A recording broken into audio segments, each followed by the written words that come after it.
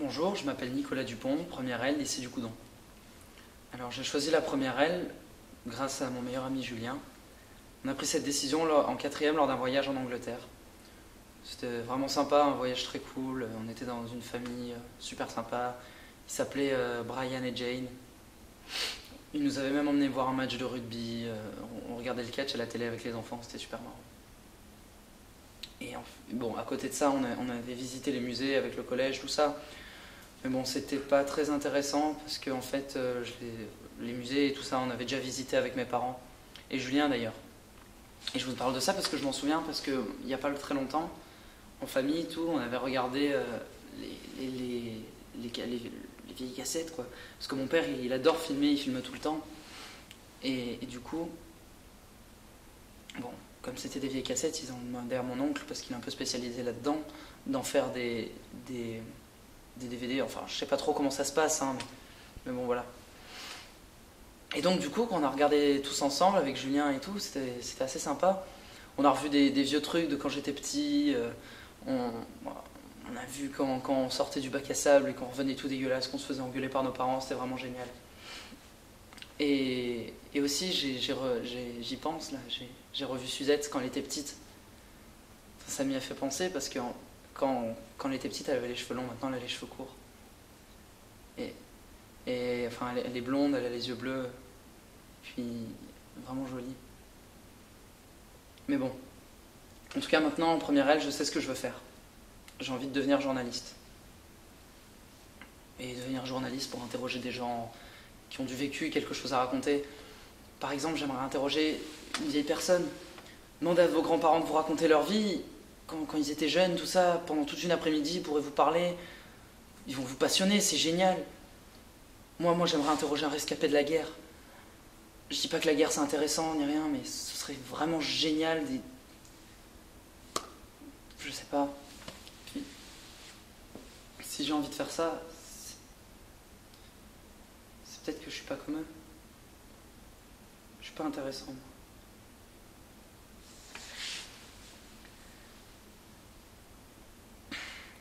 Et puis j'aimerais savoir si plus tard, quand je serai grand, enfin plus vieux,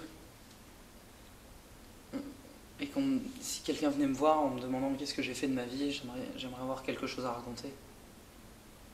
Ou même si demain, quelqu'un venait me voir et me disait « Salut, ça va, qu'est-ce que t'as à me raconter? Rien. T'as rien à me dire ?» Je dirais « Non, j'ai rien à te raconter. »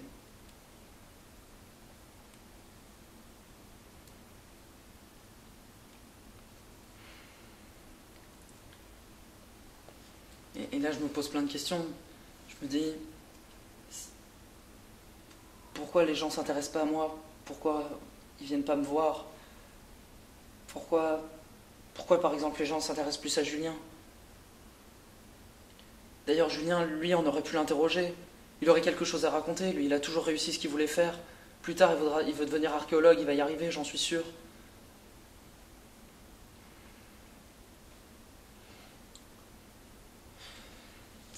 Demandez-lui de vous dessiner une fleur. Je sais pas, vous allez être captivé par ce qu'il va vous faire. Même de vous la décrire, ça... alors que moi, je vous ferais chier.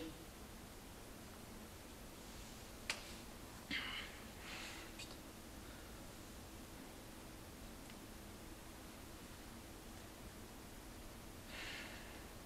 J'ai même pas été capable de choisir dans quelle section je voulais aller. La seule fille que j'aimais, je l'ai laissée partir. J'ai pas eu le courage d'aller la voir et de lui parler.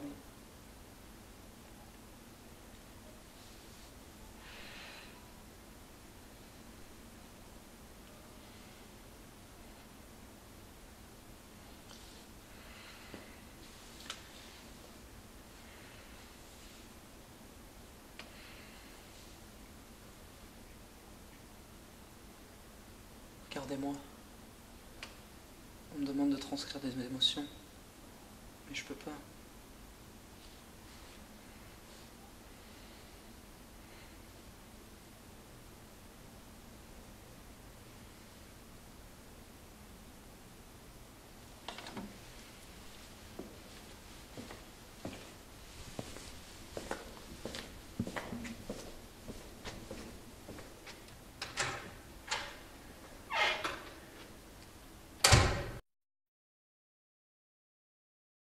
voulez-vous prendre le temps de m'écouter un moment? Je ne vous retiendrai pas longtemps, juste un instant, j'en fais serment. Je n'ai pas grand-chose à vous dire, mais le plus dur est de le sortir. C'est comme coincé au fond de moi, à l'intérieur dans un endroit. C'est difficile de trouver les mots pour ne pas paraître banal. Il faut trouver les mots qu'il faut lorsqu'on veut être original. Il y a des gens qui parlent trop, qu'on n'entend pas lorsqu'il le faut.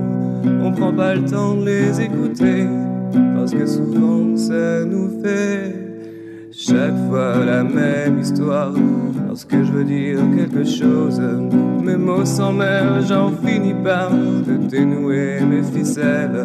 C'est chaque fois la même histoire. Lorsque je veux sortir de ma tête tout ce qui coince dans ma machine, ce qui m'empêche d'avancer.